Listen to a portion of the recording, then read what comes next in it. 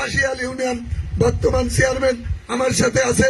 সে আজকে অসুস্থতার কারণে সে আসে নাই, বরকত সাহেব। আর আমার নিজের ইউনিয়ন, আমাকে অনেকেই বড় বড় কথা বলতেছেন, লম্বা লম্বা লিকচার দিচ্ছেন কাশিয়াল ইউনিয়নে পরাজয় করে দেব। আমাকে যদি কাশিয়াল ইউনিয়নে কোন গুলি ঠকাতে পারে, জীবনে রাজনীতি করব না।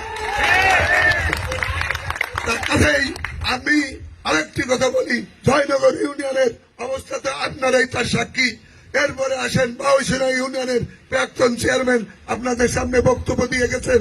এরপরে আসেন আমি ফরডাঙ্গা ইউনিয়নের সমস্ত নেতৃবৃন্দ আসছিল, আপনারা দেখছেন। এরপরে আসেন কলাবেড়া ইউনিয়ন, কলাবেড়া ইউনিয়নও আমার সাথে হবে। আর আমার সাথে প্রতিদ্বন্দ্বিতা হবে না এরকম কোন সেন্টার নাই, এরকম কোন ইউনিয়নও নাই। এবং আরেকটা বিষয়, আপনার আমার প্রতিদ্বন্দ্বী 4 জন প্রার্থী আছে। এই 4 জন 82টা কেন্দ্রে যদি এজেন্ট দিতে পারে, আমি জীবনে রাজনীতি করব না।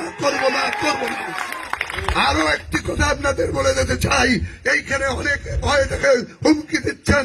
আমি আপনাদের শ্রদ্ধার সাথে বলতে চাই, আমি কিন্তু বিধবা মানুষের ছেলে না।